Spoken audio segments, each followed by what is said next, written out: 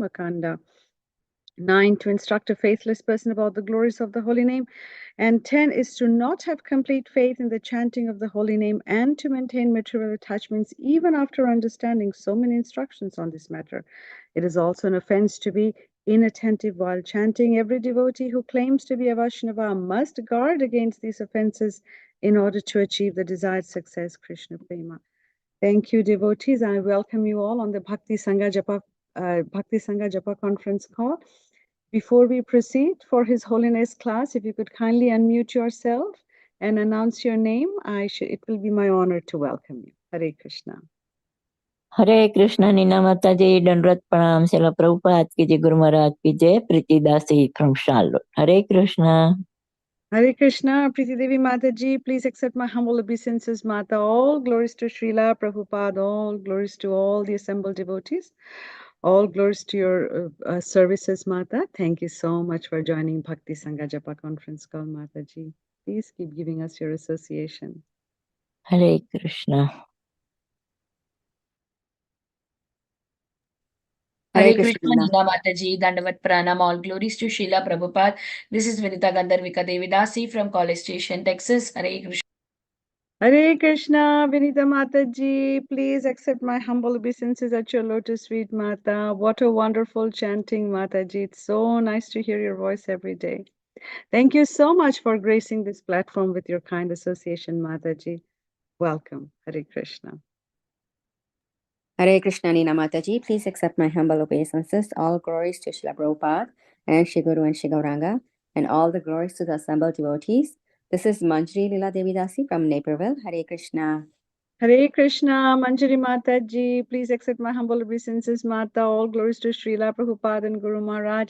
Thank you so much for your consistent, wonderful chanting every day, Mataji. I keep listening to it. So nice to hear.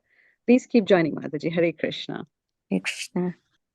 Hare Krishna Mataji, please accept my humble obeisances. All glories to Srila Prabhupada and Shri Guru and Gauranga and all the assembled devotees. This is Yashamati Priya Devidasi from Chicago. Yes, Hare Krishna, Yashomati Mataji, Dandavat Pranam Mata, Srila Prabhupada ki jai, Guru Maharaj ki jai. Thank you very much for joining Bhakti Sangha Japa conference call every day, Mataji. Please keep joining. Hare Krishna. Hare Krishna. Hare Krishna, Nina Mataji, and the pranams to you and all of the devotees here. All glories to Srila Prabhupada and Guru Maharaj. This is Ekaradika Lila Devidasi. Hare Krishna, Ekaradika Mataji. Please accept my humble obeisances. All glories to Srila Prabhupada. All glories to all our Guru Maharajas. Thank you so much for joining Bhakti Sangha Japa conference call, Mataji. Devotees like you inspire all of us around the globe. Please keep joining. Hare Krishna. Hare Krishna, Mataji.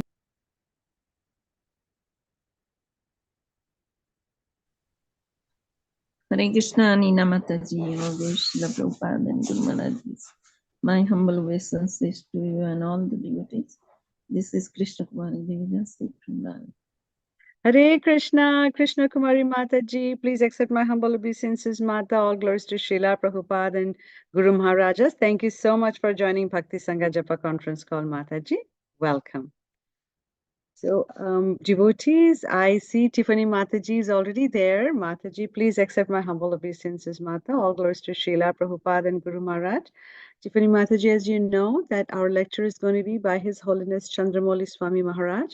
If you could say a few words about him, Mataji, thank you. Hare. Absolutely, Mataji. Hare Krishna. Hare Krishna, dear devotees, please accept my humble obeisances. All glories to Srila Prabhupada. Today we have with us His Holiness Candramauli Swami. Candramauli Swami Maharaj was born in New Jersey, U.S. This morning we have with us His Holiness Candramauli Swami Maharaj. Maharaj was born in New Jersey in 1947, and he came in contact with the International Society for Krishna Consciousness in Denver, Colorado at the age of 24. In 1973, he began practicing Krishna consciousness in New York City, and shortly thereafter began serving at the New Vrindavan Farm Community in West Virginia. That same year, he received initiation from His Divine Grace A.C. Bhaktivedanta Swami Srila Prabhupada. In 1986, His Holiness Candramauli Swami accepted the sannyas order and began preaching in Cincinnati and Columbus, Ohio. In the early 1980s, he became involved with the ISKCON prison ministry in the USA and began visiting prisoners, holding programs in jails, along with regularly writing letters to inmates and sending them Srila Prabhupada's books. This program reached the hearts of prisoners and enabled them to relate more to others and transform them inside and outside. His Holiness Chandramauli Swami continues to travel, sharing the ancient Vedic wisdom and offers spiritual guidance to so many around Europe, USA, and India. Maharaj has also recently written a book called Krishna's Way, Natural Living. Hare Krishna. Welcome to the call, Maharaj. So wonderful to take your association. Thank you, Tiffany Mataji. Thank you so much for this wonderful introduction for His Holiness. I do not see Maharaj has joined as yet. So devotees, if you want, you can please go ahead and unmute yourself, announce your name, and I shall be delighted to welcome you all. Hare Krishna. Hare Krishna, Nina Mataji. Please accept my humble obeisances. All glories to Srila Prabhupada. All glories to all the devotees assembled on the call. This is Anita Ramya from Sharjah. Hare Krishna. Hare Krishna, Anita Mataji. Please accept my humble obeisances, Mata. All glories to Srila Prabhupada. All glories to all our Guru Maharajas. All glories to all the assembled devotees joining every day consistently on Bhakti Sangha Japa conference call. Hari Bol. Thank you so much, Mataji, for joining. Welcome. Hare Krishna, Nina Mataji. Danvat Pranam. Srila Prabhupada ki jai, Guru Maharaj ki jai. This is Valli from Naperville, Chicago. Hare Krishna. Hare Krishna, Valli Mataji. Please accept my humble obeisances, Mata. Srila Prabhupada ki jai, Guru Maharaj ki jai. Thank you so much for joining Bhakti Sangha Japa conference call, Mataji. Please keep joining for the early morning chanting as well, Mataji. It will be wonderful to hear you chant. Hare Krishna. Hare Krishna.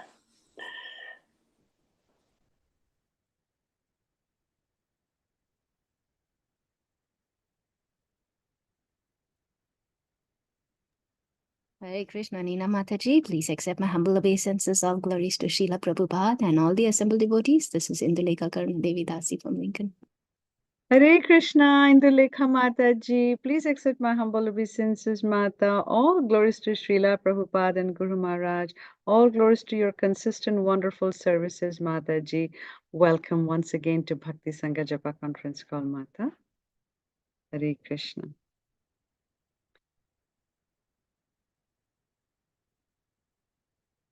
We are still waiting for His Holiness to join.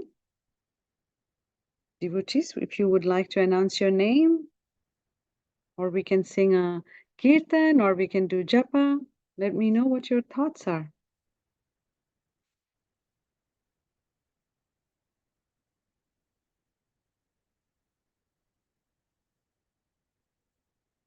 Maharaj Hare, is Hare Krishna Mataji, Dhanwas Pranam, all glories to Srila Prabhupada, all glories to all the assembled devotees. This is Shiromani Nandarani Devidas. Thank you, Mataji. Hare Krishna. Hare Krishna, Shiromani Mataji. Please accept my humble obeisances, Mata. All glories to Srila Prabhupada and Guru Maharaj. Thank you so much for joining Bhakti Sangha Japa conference call, Mataji. Please keep joining. Hare Krishna. There was another devotee. I did not catch her name.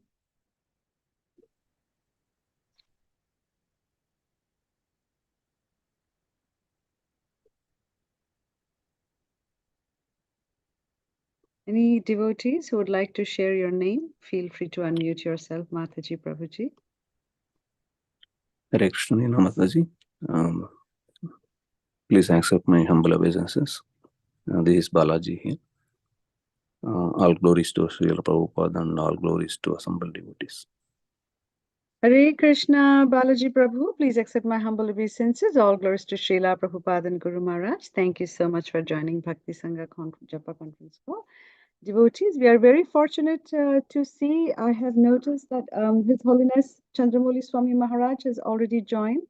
Hare Krishna Maharaj, please accept my humble obeisances at your lotus feet, Maharaj. All glories to Srila Prabhupada. All glories to your wonderful services, Maharaj. If you could kindly brief us today from Canto 7, Chapter 4, verse number 19. Thank you, Maharaj. Whenever you're ready, you can take the call over. Hare Krishna.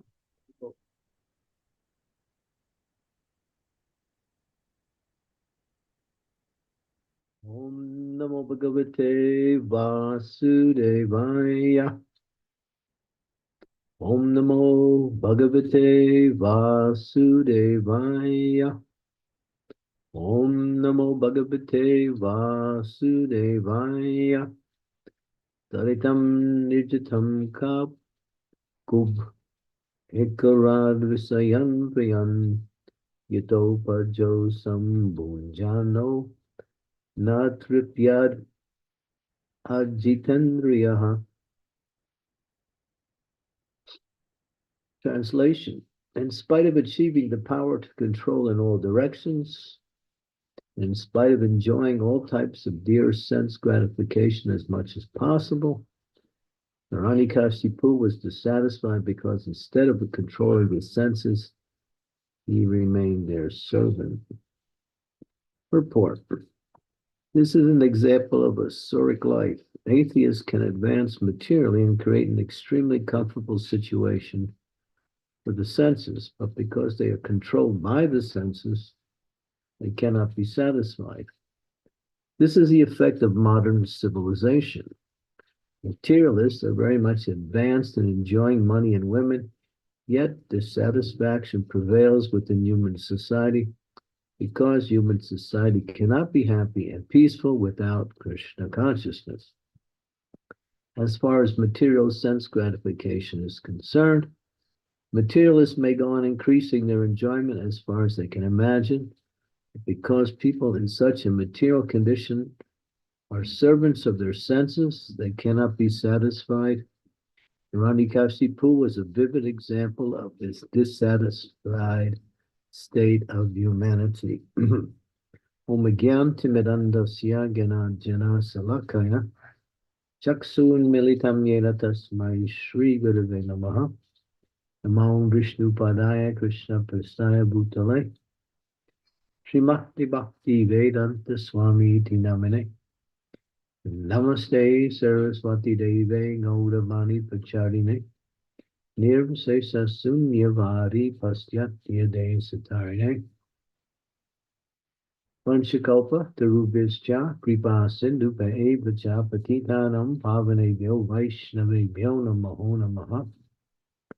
Jai Shri Krishna Chaitanya Prabhu Nityananda Sri Advaita Gadadhar Sivasadi Gaur Bhaktivinoda Hare Krishna Krishna Krishna Hare Hare Hare Rama Rama Rama Hare Hare. So sometimes it is mentioned both by the Shastras and by the Acharyas that the goal of life is to achieve happiness, lasting peace and happiness. And so, accepting that as a principle of truism, we find that there are many persons who pursue happiness in different ways. Some people think that happiness is getting as much material things as you can. Others have a different idea that happiness is actually a state of mind where even if you have material things or don't have material things, it's the state of mind that you have to attain in order to achieve a sense of happiness. And there's others who say that you have to find a particular goal in life and pursue that goal, become absorbed in that goal, and even before you achieve that goal, you are happy because you are in the flow of the activities that bring you to that goal. Therefore, you're feeling some happiness. Others think that physical sensations are actually forms of happiness. Some quick fix or some quick fling with some man or woman Others say happiness is doing good to others, working not for yourself, but for the benefit of others, and giving others satisfaction and inspiration by the activities you perform. They're compassionate, they're concerned, they leave their own interests behind, and they work for the benefit of others. Others say that happiness is actually part of your DNA, your physical makeup. And if you have the right DNA, then you're 50% there, and the rest is situation. And if the situation comes and it corresponds with your positive DNA, then you can move forward and feel happy in different situations. So there's a whole gamut. There's books written about how to be happy, what is happiness, what is not happiness. Like a common denominator for the materials is that happiness is acquiring things and enjoying those things. Others who are a little bit more advanced to say things can't give you happiness because things don't have feeling and cannot reciprocate in an emotional way. And happiness is actually stimulating the emotions. And so we have a whole series of experts who have written books on happiness and what is actually happy. Yes. In the scriptures, it says that there are two kinds of people who are actually happy. The enlightened sage, one who has realized himself distinct from this body and is fixed in the goal of life of devotional service to the Lord. And they're happy because they're engaged in spiritual activities. And there's another category of happiness which the scriptures give concessionary statements towards, and that is the gross fool, who's so foolish they can't even understand that they're suffering. And they say, whatever you don't know, it's okay because it won't hurt you. So the gross fool, he's an idiot, he's intoxicated, and he thinks that his state of existence of just gross sense gratification and accepting every situation for an opportunity to enjoy. And what is he enjoying? He's trying to enjoy some collection of illusions or some hallucinogenic ideas. So he lives in a dream world, and he's not really grounded in anything tangible. That person is also happy. It's the happiness of fools. So Bhagavatam categorizes these two classes of people of actually happy: the gross fool who knows nothing, and the enlightened sage who is fixed in pure love for the Supreme. So here we have Hiranyakasipu. His program is to acquire as much position, power, control as he can, and then exploit the resources of material energy more and more.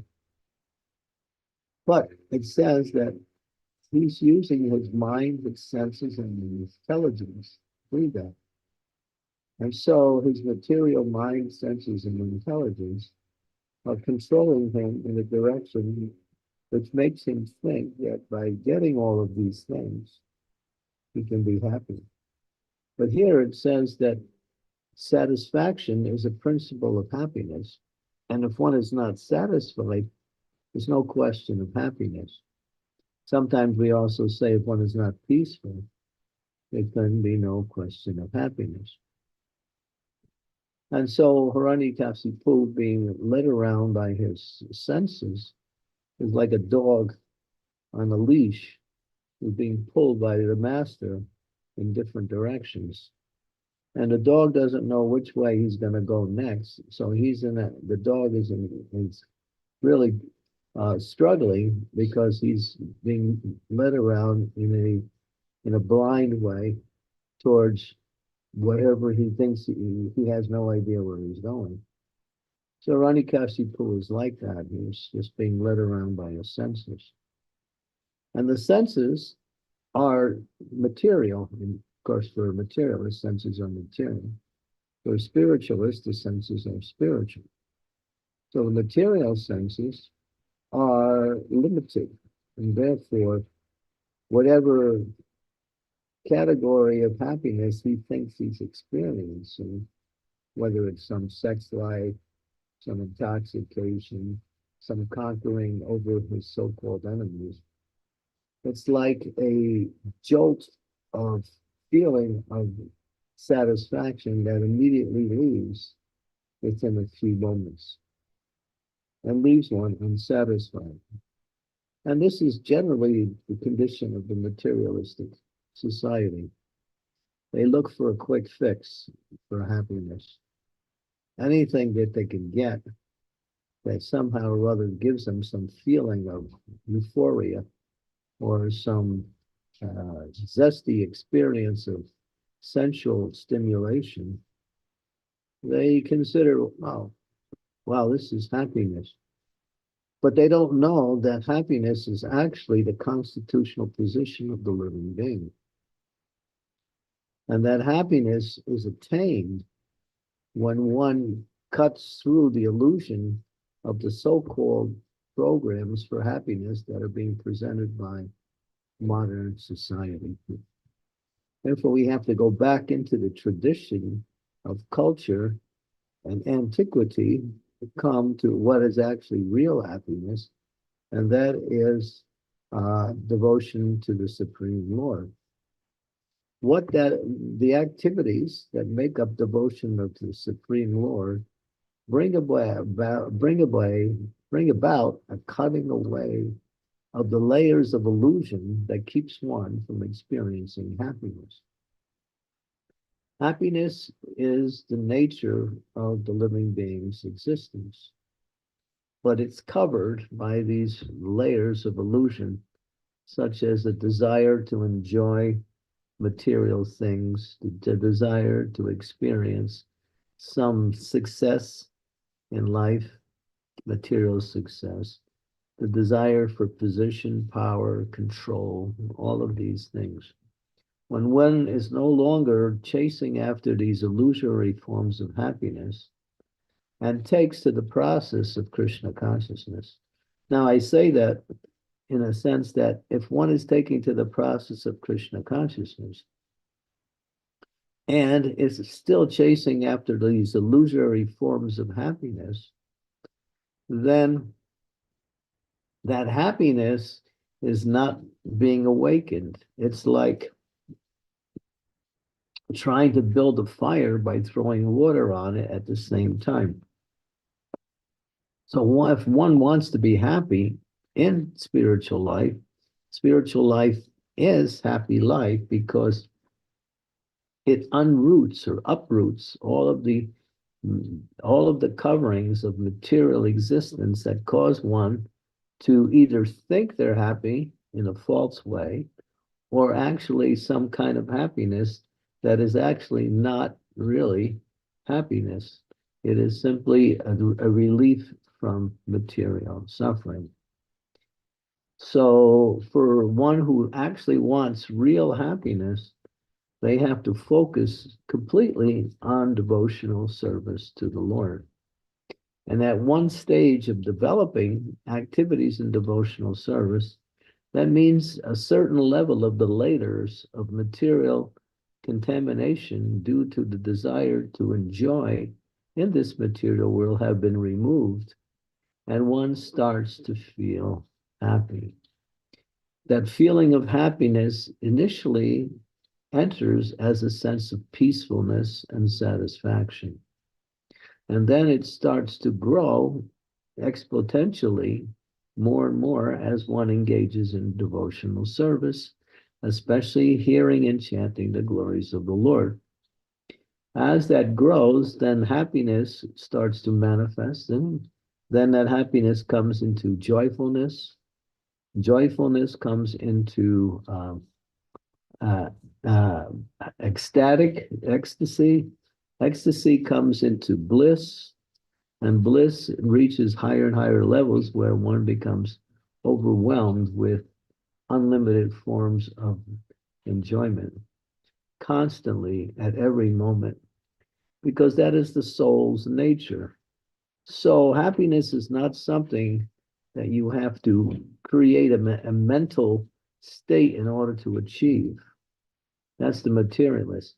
They say, well, yeah, maybe the material things don't give you happiness, but it's just a state of mind you have to unleash and apply into your consciousness, and then you could be happy. But that state of mind is just another form of material desire and so on. Therefore, it continues to cover the soul's real happiness.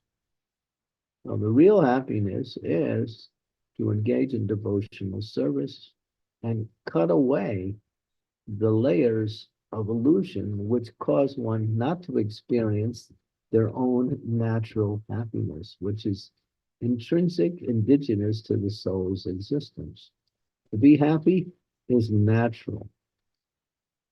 And to be continuously happy is natural also, because happiness is not intermittent. Intermittent happiness is just an indication of happiness that exists. But when it becomes intermittent, one cannot feel fully satisfied. Only when it's continuous. Therefore, Krishna says in the Bhagavad Gita, Rama Bhuta Prasanatma na soshiti na kankshiti sama sarveshu bhuteshu mad bhakte lavate param. Brahma Bhuta Prasanatma, the living entity becomes Prasanatma. Prashant means happiness, but not just happiness, ecstatic feelings of joy. And what is the symptom? They don't hanker for anything material. They don't lament if they lose something material.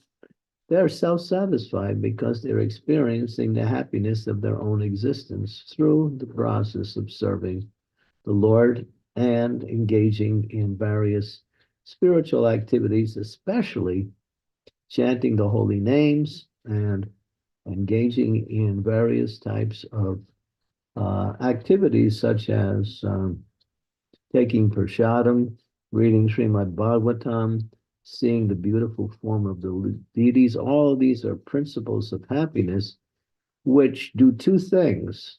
They give a sense of upliftment, and at the same time they cut away the coatings of material coverings which are blocking one's unlimited source of happiness. In the first verse of the Shikshastakam prayer, it explains that Anandam Buddhi Vardhanam, Lord Chaitanya is speaking, and he's listing the 7 benefits that one receives by chanting the holy name. And one of the benefits is an Anandam Buddhi Vardhanam. Anandam means joyfulness, happiness, spiritual happiness. Buddhi means deep. And Vardhanam means not only deep, but unlimited. So the happiness that the living entity can experience has no limit. It's interesting because the soul is called jiva. Jiva means limited. That's another definition. So the jiva is limited because it is tiny. It has a tendency to either exist in the material realm or the spiritual realm, and it's moved by either one. But therefore, it's limited in all categories. But when it comes in contact with the unlimited source of pleasure, that is Krishna himself, then that unlimited happiness awakens. That limited happiness that one experiences ordinarily and brings it to the stage of unlimitedness. So although the soul is jiva, small, limited, its happiness is unlimited. So that means there's no end to the heights that happiness can experience. And what we experience in this material world, even in Krishna consciousness in our present situation, is just a little upliftment from material suffering. But real happiness is the soul's connection with the source of happiness, Krishna. And when that connection is made through the process of bhakti, then that happiness flows naturally. And one forgets about, doesn't even notice the other things that people are chasing after in this material world for so-called ephemeral happiness. It's all it is. And you'll see, no one in the material world is happy because they don't know where happiness is and they don't know what is real happiness. They don't know what it is and they don't know where to find it. Hiranyakashipu is an epitome of material success. He had so many ways that he could not be killed. And he was basking in this idea that he was immortal. And he was going on in a very, mindless way, just trying to gain more and more power, more position, more sense gratification. But it says here, this is a very powerful verse, that he was never satisfied. So we should take heart that material acquisition or chasing after material happiness in any way that it's defined will never bring satisfaction or happiness. Unless we understand that, then we cannot move into the area of real happiness, which is Krishna consciousness. We have to be fully convinced that there's no happiness, no matter how it appears, because you'll see the materialists in their pursuit of happiness and their constant frustration to not achieve it, they're always coming up with new ideas by which they think they can find happiness, and that gives them a sense of hope that soon, if I pursue this method, I'll be happy. And so devotees have to be aware that this is another form of illusion presented by the material energy simply to divert one's attention away from Krishna and transcendental happiness.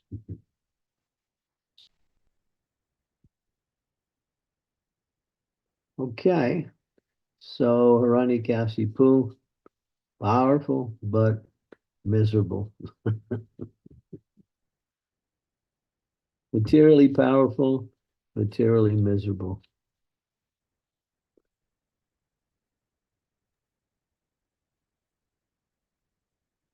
Thank you so much, Maharaj, for the sweet and wonderful class, short class. Yes, yes, yes, you're so right, so correct.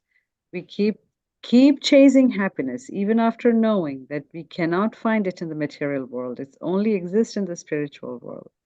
Nevertheless, we keep chasing, we keep going after it. And we fall into the illusion and hence we get hurt. Thank you so much for the wonderful example.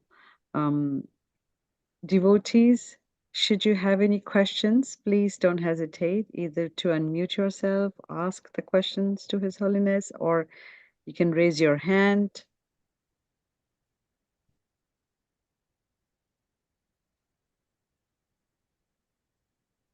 So, Maharaj, one question. So, as devotees, as practicing devotees or sadhaks, people are generally living in the material world, so you have to deal with day to day. I mean, you want to be happy. Is it wrong to be happy in the physical world? Is it wrong to aspire for success in every field of life, materially, and then go back spiritually whenever the time is? Should there be guilt? what is the success of a material world? To achieve some goal in life, like I want this person to be my marriage partner. I want to get this amount of money. I want to get this position. I want to have this particular facility so I can move around more freely. And these are all illusions because everyone is controlled by the material energy and by their senses. So yes, it's not only wrong, it's an illusion. Krishna consciousness is the principle of happiness, not anything in this material world. If you are achieving certain goals in this material world, what is the purpose of that achievement? If you use those things in the service of the Lord, to please the Lord, to serve the Lord with these activities, then you can accept the fact that I am in that situation and therefore I can make the best use of a bad bargain by connecting everything with Krishna. Right. Otherwise, it's just you're just you know, and you're flapping your wings, but you're not moving. Right. Yes, Maharaj. Yeah, Yeah. Yukta Vairagya should be the way. Yeah. We say there's no happiness in anything material because it's material. Material means temporary. Material means based on the body and the senses. The body means senses, the intelligence, the mind. These are all ephemeral conscious states of consciousness that we achieve when we come to this material world.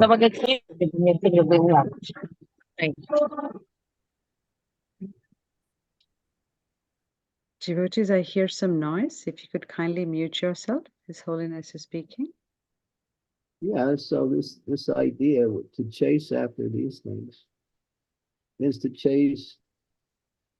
to like you can see, just like if you see smoke flying in the air or drifting in the air. So you think, oh, well, I can see that smoke. I'm going to grab it. And so you take your hand and you try to grab the smoke. And then what do you got? Nothing. You don't have any. You can open your hand. There's no smoke inside. Right. This is the happiness that comes. This is the fertility that comes by chasing material things. The question is, the point is, we're not material. We're spiritual. Yes. So the scriptures give some concession. They say there is happiness in the material world, but it's only one drop. If someone's in the desert and they're thirsty, and someone comes along with a drop of water, you think that's going to quench their thirst? It makes them more thirsty. So just like being in the desert, when you want water, you start to hallucinate because of not getting water, and you're wandering in this sandy environment. And you want water so bad that you actually think you see water. What it is the sun is reflecting off the sand, and it creates this idea of a mirage. And this mirage is some beautiful lake sitting there in the middle of the desert. So you go chasing after it, and you try to drink it, and all you get is some more hot burning sand. Well, in the same way, we're chasing after these ideas that have been presented to us by our parents, by society, by culture, by whatever, and we're not satisfied.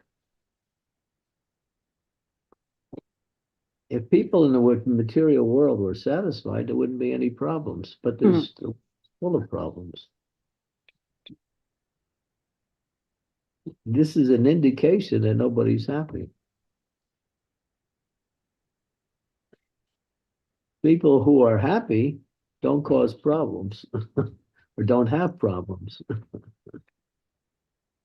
And if they Very have a true. problem, because they're happy and they have knowledge, they know how to dispense with that or deal with it. They're not moved by situations. Thank you so much, Maharaj. Shiva Kumar Prabhu, if you could go ahead with your question, please. Hare Krishna. Thank you, Mataji. Without problems. Hare Krishna, Maharaj. Please accept my humble obeisances at your lotus feet. Maharaj, one question on the topic of happiness. In the initial years, Maharaj, seems that most of our efforts are going into anartha nivritti. That's one thing. And also, the second thing, Maharaj, the mind is used to getting quick results in any of the material pursuits. From my experience, I'm speaking, Maharaj. And to see some change in Krishna consciousness, it seems it's taking a really lot of time. And there isn't this patience or perseverance. It seems to be very difficult to kind of put that quality into practice, Maharaj. I just wanted to hear your wisdom and advice on that. Do you know the difference between allopathic medicine and Ayurvedic medicine?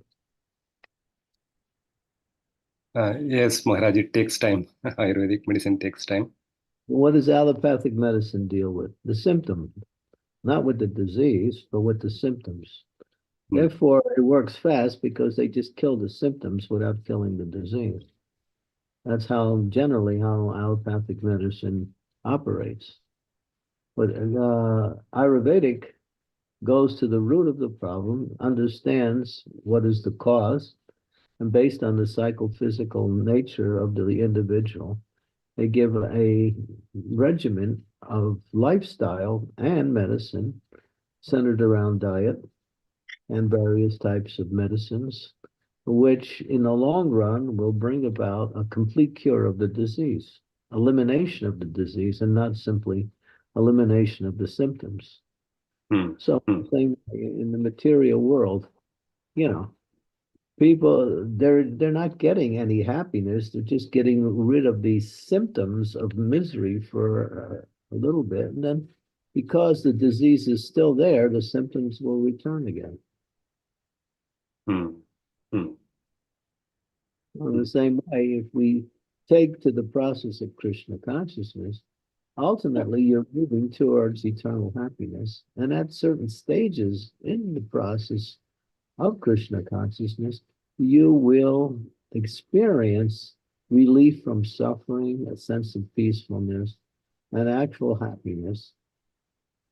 When it'll become intermittent, but as one continues, that intermittence will start to manifest in a more continuous way. And then when it becomes fully continuous, then you're on the transcendental platform.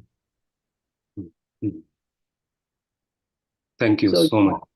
Yeah, if you say, well, I want to go to the university, and therefore I want to get my degree in the first year, then they won't let you in. You have to go through the whole requirements. So in the same way, spiritual life is a process. Try to understand it. It's a process. And the process is to remove the coverings of material attachments, and which is the disease of the living entity, which is covering their true happiness and their true knowledge. And how is that working? We're coming in contact with a higher energy, and that is spiritual energy. Spiritual energy destroys the coverings of material energy and awakens the spiritual energy, which is of our nature. We are spiritual. So when spiritual hits spiritual, then there is a connection. As long as the material is blocking it, there's no connection. So the process of bhakti is to cut away that material and awaken that spiritual essence and connect with that higher spiritual essence, and that is Krishna consciousness.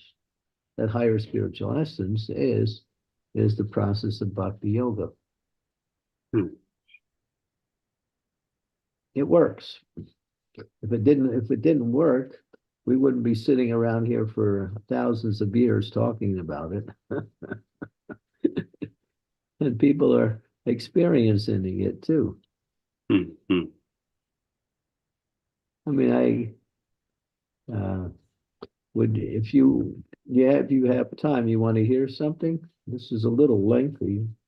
Should I read it, Nina? Yes, Maharaj, please. Yes, sure, Maharaj. Please go ahead. This is an example of an experience someone just recently had. Okay. And you can hear, if you listen carefully, you'll see that the person had no preconceived notion of what was happening when it was happening, but then later understood everything. Let me see if I can, let me see, where am I going here?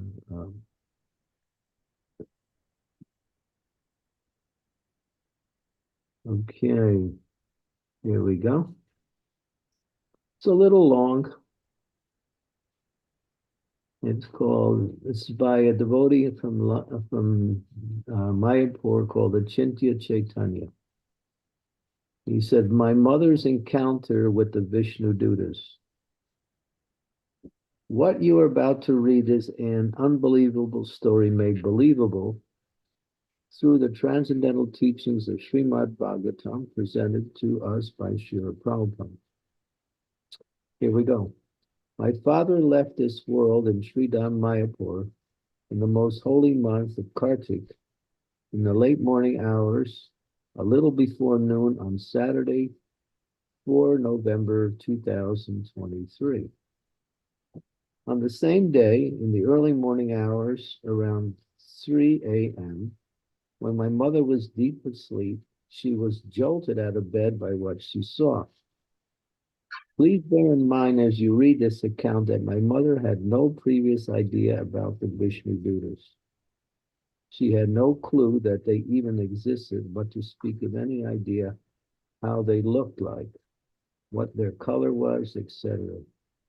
Her complete ignorance about the Vishnu Dutas lends compelling credibility to this gripping account. Here we go. The room in our house in Mayapur in which my parents were staying was earlier my bedroom, study room. My 9-foot-long study table stands against the east side wall. My mother, in her deep sleep, saw around 6 or 7 or more charming beings whose faces were illuminated like sunshine enter the room and then sit cross-legged in a row on the top of my study table. She heard the sound of each of them sitting down. There are only 4 features about them that she recollects: their color, eyes, ears, and feet.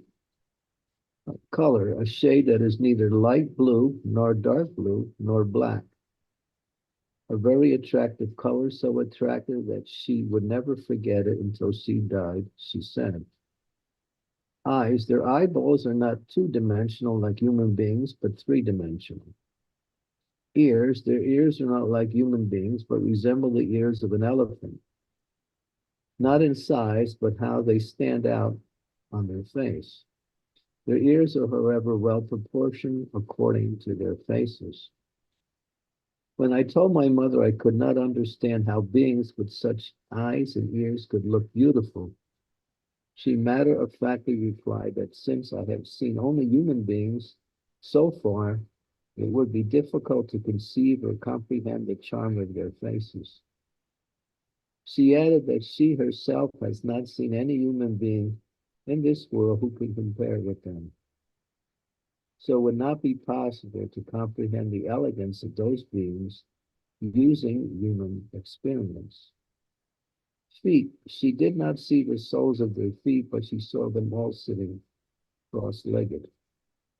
I asked her for further details like how their hands looked, what dress they wore. She was not able to recollect any of that. She, however, said that all of those beings looked identical. I then asked her for her impression of what she saw. Was it scary? She said that the beings themselves were not at all scary. They had a childlike attraction, but as a whole, what she saw was scary because she did not know who they were, why they had come in her room, and what they were doing in her room. She then tried to say Krishna, Krishna, but could not articulate the sounds. Then she tried to call out my wife's name. Again, she could not articulate any sound. At that point, either one of the beings or someone else stacked 3 tulsi leaves in succession, one on top of the other, right in the middle of her forehead. When the 3rd tulsi leaf was stacked on her forehead, she was jolted out of her sleep. She sat up on her bed, sweating and looking for the beings on my study table. There were none. She immediately wondered, why did those beings come? Did they come to take me away? She saw that she was fine and so immediately panicked, wondering if they had come to take her husband. She immediately patted him to check if he was gone. So she was relieved. He woke up and she was relieved. However, she could not go back to sleep because of what she had seen until my wife woke up at 4 a.m. in the other room and came to their room to check on them. Guru Maharaj asked me to check with her if the leaves stacked on her forehead were tulsi leaves or bilva leaves. I guess that was to distinguish between Vishnu Devas and Shiva Devas. She replied with absolute certainty, tulsi, tulsi, tulsi. Initially, she had the impression that the beings were women. Gopi Stri is the expression she used. But when I asked her what made her think that they were women, since she could not recollect neither their dress, nor their hair, nor any other feature, she immediately conceded that she was not sure of their gender, but had the impression that they were women. However, when I asked her to list any identification of the women that she saw in them, she could not list any. It was clear to her then that she did not actually know their gender. Although my mother chants 8 rounds of Hare Krishna Maha Mantra, she is a follower of Mother Durga. I asked her if she knew who those celestial beings were. She said she had no clue. Then she innocently asked, were they Mother Durga's persons, people? I replied, no way, they were Vishnu Dutas. Then I explained to her about the description of the Vishnu Dutas in the Srimad Bhagavatam. As she was narrating to me what she saw, she said that the hairs on her body were standing on end in happiness and wonder. She added that whenever she thought about those celestial beings, she experienced the hairs on her body standing on end. She said, your study table is also now blessed. I replied that the hairs on my body were standing on end too, hearing her narration. My mother had been married to my father for more than 50 years. I had seen how attached she was to him and how she would serve him meticulously. So I told her that I had imagined that she would be a total wreck after my dad's departure. She replied that she too had the exact same thought, that she would be a total wreck after my dad's departure until she saw those celestial beings. That changed everything because she said she was now absolutely sure that my dad had gone to an auspicious destination and that his departure was glorious. This write-up would be incomplete without a brief explicit note about my dad's departure. He was diagnosed with prostate cancer more than 7 years ago in July 2016. He had not complained of pain even once in all these years since then, not even on the day of his departure. He had not been hospitalized even for a day in the 86 years of his life. He had moved permanently to Mayapur with my mother a year ago. At the time of his departure, my wife, Shiromani Devi Dasi, a doctor, my wife's friend, Dinesh Priya, a qualified nurse, and my mother were by my father's side, and Srila Prabhupada's chanting tape was loudly playing in the room. More specifically, after he had breakfast of hot dosa, he lied down to rest. When my wife was concerned that his blood sugar level was not good, she quickly prepared some glucose water, went to his bed, lifted him up to sit him up, held him in his arms, and began to feed him glucose water with a spoon. He drank 3 or 4 sips, and then suddenly his head plopped onto my wife's chest. Dinesh Priya immediately opened his eyes. His pupils were dilated. She quickly put a pulse oximeter in his finger. There was no pulse. My wife and Dinesh Priya loudly began to chant the Hare Krishna mantra, along with Srila Prabhupada's chanting, which was going on non-stop in the room. He was gone. He had breathed his last in my wife's arms. He had a beautiful smile on his face. Eloquence is truth spoken concisely. Who can be more eloquent than Krishna Das Kaviraj Swami? Translation: if you are indeed interested in logic and argument, kindly apply it to the mercy of Sri Chaitanya Mahaprabhu. And if you do so, you will find it strikingly wonderful.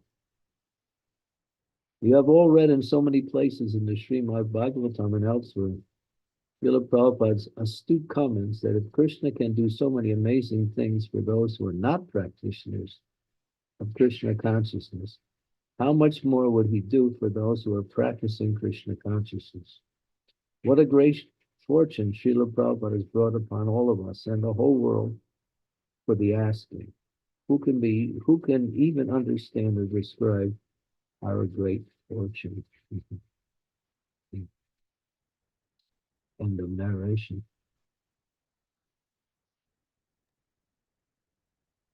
Wonderful. So that experience that mother had was just prior to her husband leaving. So they came to take her husband, and she got the chance to see them. And as it explains, because she saw them, she felt no loss upon his leaving. In fact, she felt happy that he had obtained a great destination. So these are, once in a while, these things happen. In fact, they happen much more than we know, because a lot of times people can't process what's happening or what they're experiencing. Or sometimes they understand it, but they keep it quiet because they know no one else will understand. So Krishna consciousness works. And the Bhagavatam is giving you everything you need to understand about how the process works and how you can apply yourself to the process and achieve the perfect position, that is to go back home, back to the spiritual world, which is the goal of Krishna consciousness. Therefore, when we say there's no happiness in the material world, we say that with great joy, because at the same time, if there was any happiness in this material world, we would still be chasing that happiness, Right. and thinking about our real goal in life, which is Krishna. Yes. Wonderful. Thank you so much for sharing that story with us, Maharaj. It's really nice. It's very good. Thank you, Maharaj. And thanks for the wonderful conclusion. Sorry, Maharaj? It just happened November 4th. Yeah. That was only like 3 months ago. No, not even 2.5 months ago. Thank you, Maharaj. We will continue with the question answer session. Sridevi Mataji, you had a question for His Holiness? Yes, thank you, Nina. Dear Guru Maharaj, please accept my humble obeisances. All glories to Srila Prabhupada. Guru Maharaj, we understand that we as spiritual beings can only be happy when we are engaging in loving service to Krishna. But Srila Prabhupada also said extreme poverty is a great deterrent. It's very difficult to practice spiritual life when one doesn't have the basics with which to live, such as food, water, shelter, clothing, etc. Because the person is so involved in just trying to survive or attain these things, they cannot focus on Krishna consciousness. So, how is it possible until we reach, or sometimes it's even said that young girls, they do better after marriage because now they are a little more stabilized, having a husband to support, encourage them in Krishna consciousness, and their Krishna consciousness blossoms more after being situated nicely materially. So, is it a difficulty if we are, lacking something that we cannot progress in our Krishna consciousness? There's another statement, which is a more direct and more complete statement, is that there's no material impediment for becoming Krishna conscious. And so, are you starving? Even if you have no food, you can walk up to one of the neighbors and say, I'm hungry, and you get some food without having to worry about paying for it. Devotees never starve. There's always food around. The thing is, when we give up Krishna and we look to achieve success in our own endeavors, we will always find shortages and problems. And if we stay with Krishna, even no matter whether we are materially affluent or in a poverty situation, we'll always have whatever we need to live, because Krishna will arrange that. That statement you were saying is more or less about the gross materialists who are still attached to their ideas on how to become successful, how to become happy. But you can chant Hare Krishna whether you are, in a palace or underneath a tree. You can always get food. Food is always available. In fact, it's so available, there's more than you need.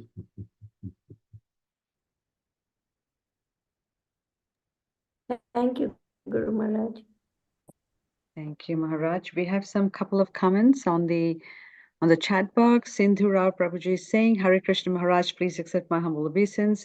Very wonderful class. Thank you, Maharaj. Very enlightening session. Every word was pure nectar. Thank you, Maharaj. Hare Krishna. We have Shiromani Nandarani Mataji saying, Hare Krishna Maharaj, please accept my humble obeisances at your lotus feet. Very well explained. What is real happiness? Wonderful class. If possible, can you share the letter of His Grace Chaitanya Das Prabhu's letter? Yeah. I'll send it to one person, and then that person can collect, email addresses for anyone who wants it. And then that'll expedite the whole program. So give me one person to send it to, and that person will be the person you all write your email addresses to. And then like that. Maybe Vinita Mataji or... You can share your phone number or email address with Maharaj privately on the chat. That would be great.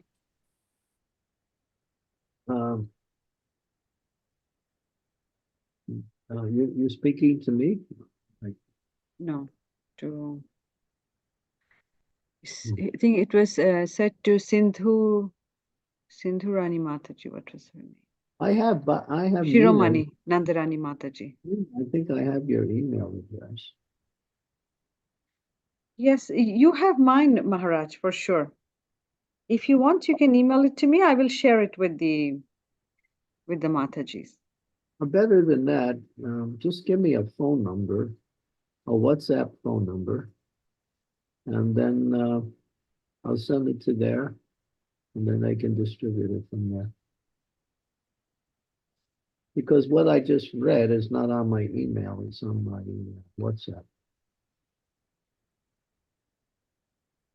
So, Neena I- Mataji, you can put your phone number to Maharaj. Okay. I will Through do the it right email, now. you can, or you can write here so that he can send it to you. You can pass it to everyone. Yeah. Okay, Mataji, I will do that. Yeah. Here it comes. Just put it up, copy it. Here, I'm sending it to you right now, Maharaj. Mhm. It's a direct message to you. Mhm. Okay. This is a US number, right? Yes, Maharaj. Okay. Put it up again. I did it. Okay. Okay. Okay.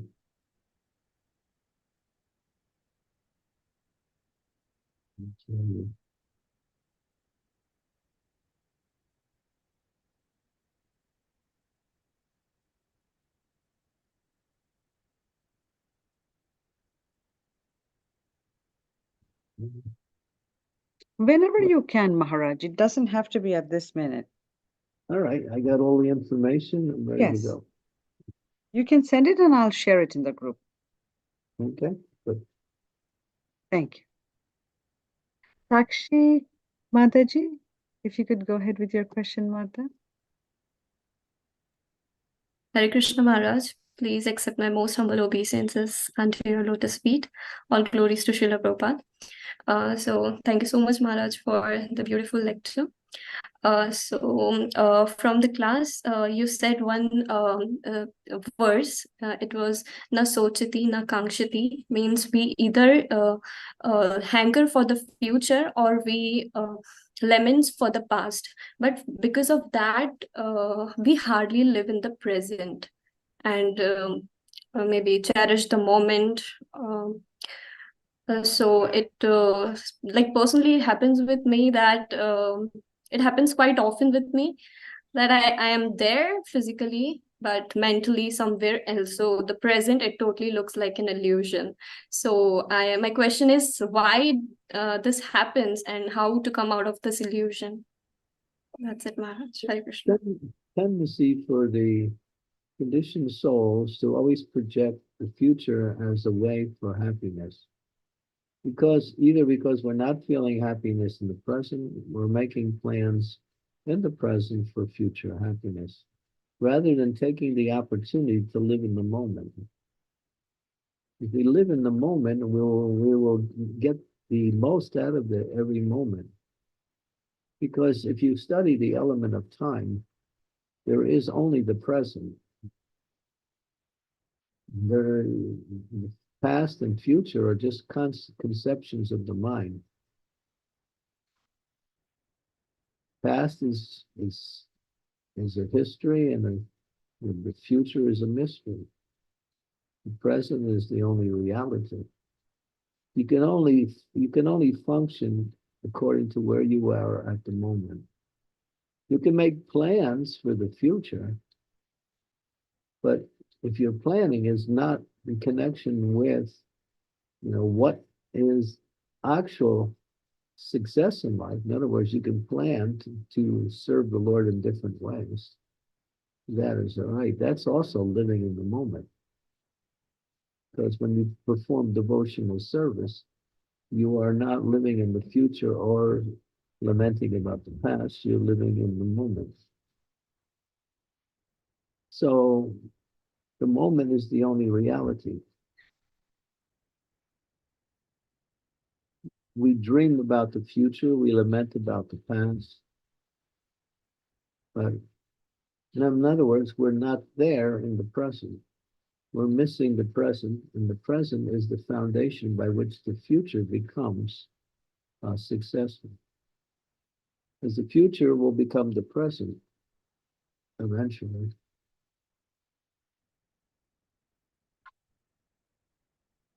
So live in the moment. What you do now will determine what will happen later.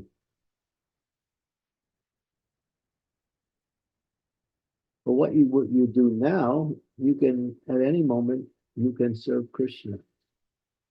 And therefore, if you're serving Krishna at any time, in that moment, you are living in reality, not in illusion of the past and future.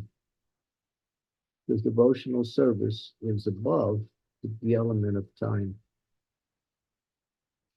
It has nothing to do with time. So we simply waste time dreaming about the future.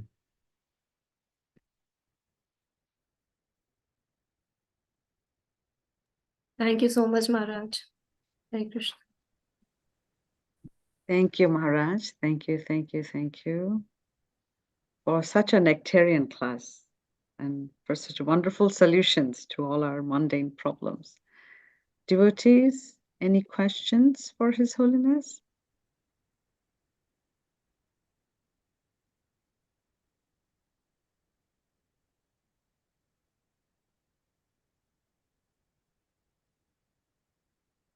Maharaj, your class has made everybody very sublime.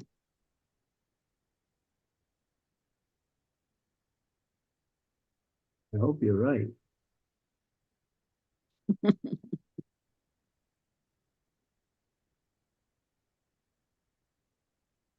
No, I don't see any last minute questions, Maharaj. I think somebody just popped up a question. Hare Krishna Maharaj Ji, Dhanavad Pranam. Sometimes we need to be in situations where we need to be with people who enjoy material things. What should we do in such circumstances, though we know it gives no happiness? Well, are we obligated to be in that situation? Let's say yes, Maharaj.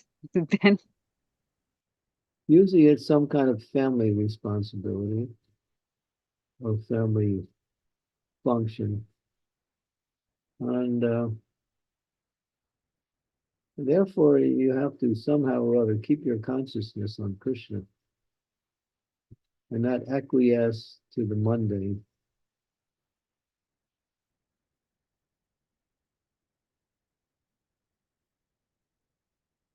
And there's a story where one factory, this was in India, there were, all the factory workers were Vaishnavas and they were coming to work with tilak, kopi chandan, every day. The factory was sold to a Muslim, and then he made a decree that no one can wear tilak anymore.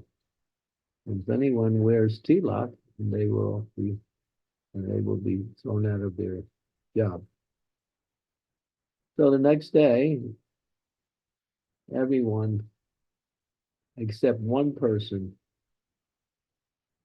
didn't put tilak on. And then this owner, Islamic owner, approached that man who had the tilak and he said, "Why are you wearing it?" He said, "This is my religion, and this is what I believe in, and I'm going to wear it." He impressed the owner so much that the owner said, "Well, all of you cannot wear it, but he can wear it." Because he stood up for what he believed was right. So if we live by character, by values, by principles, and not live by convenience, then actually, even though people don't agree with us, there's a sense of respect that comes our way because we're living according to what is right. And Krishna's there. And so if you're forced to be in these situations, remain Krishna conscious. It's not that you have to, in order to patronize other people's feelings, you have to become like them. You can still be respectful, You can still be friendly, but you should never sacrifice your beliefs for the sake of having some kind of fleeting relationship or a moment in that fleeting relationship.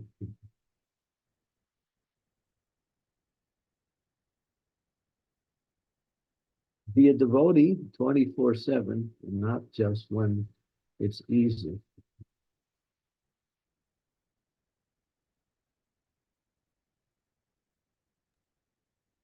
Thank you, Maharaj. Sri Devi can tell you her own personal story about that. You can maybe answer the question better than I can.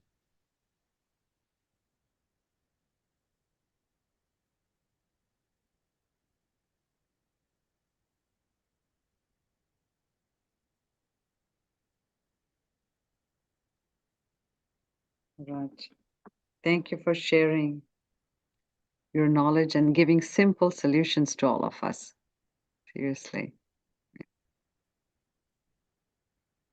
Krishna consciousness doesn't depend on anything material. It's a matter of consciousness, that's it. Be conscious of Krishna, that's it. And act according to religious principles.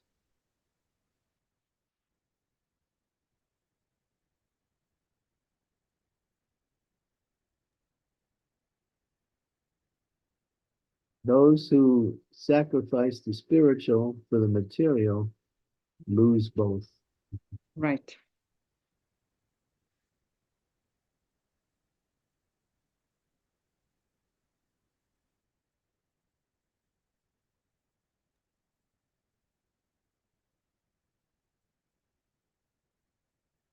Okay.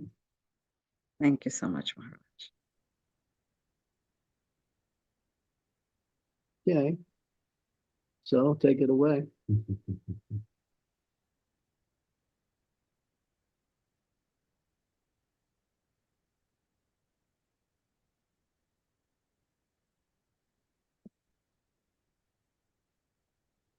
Thank you, Maharaj.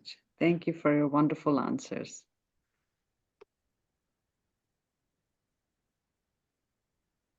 Okay. Any other questions that we have from devotees?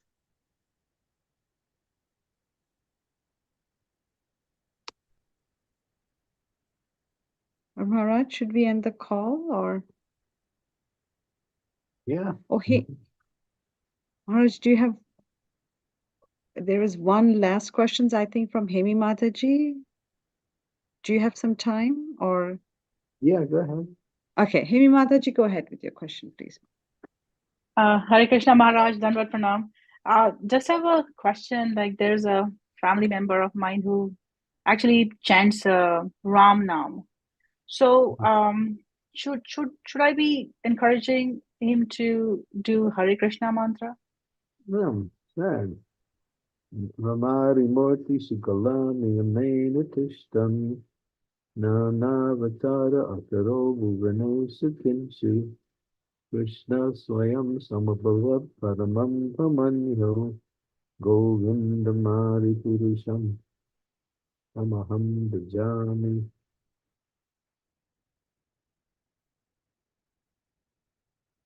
Ram is also the Supreme Personality of Godhead. We celebrate his appearance every year.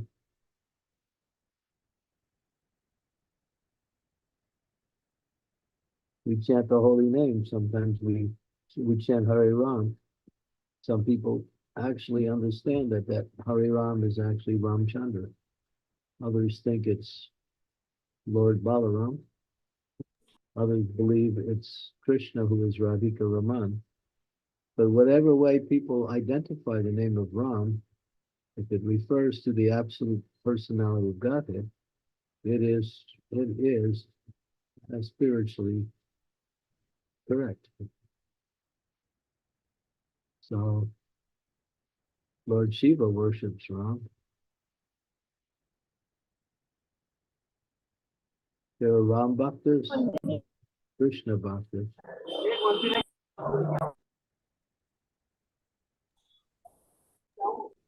I wouldn't try to, I would appreciate his.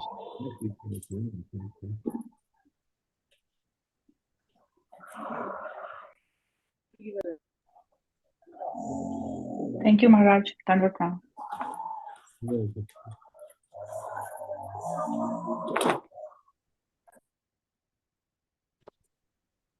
Thank you so much, Maharaj, for your very, very valuable time. I don't see any other questions. Maharaj, if it's okay, shall we end the call here? Yeah. Thank you. Yes, Maharaj. Vancha kalpatarupekša Sindhuveva Dhruvacha priya Sattan pavanebhyo Vaishnavebhyo Namo Namaha. Antakoti Vaishnavinda ki Jai. Jai. Prabhupada ke Jai, Granthrat Srimad Bhagavatam ki Jai. Maharaj ki Jai. Candramauli Maharaj ki Jai. Thank you, Jai. Maharaj. Thank you so much. Hare Krishna, Maharaj. What a wonderful class. Thank you, Maharaj. Thank you Gauranga, so much. Hare Nityananda. Krishna. Gauranga, Nityananda.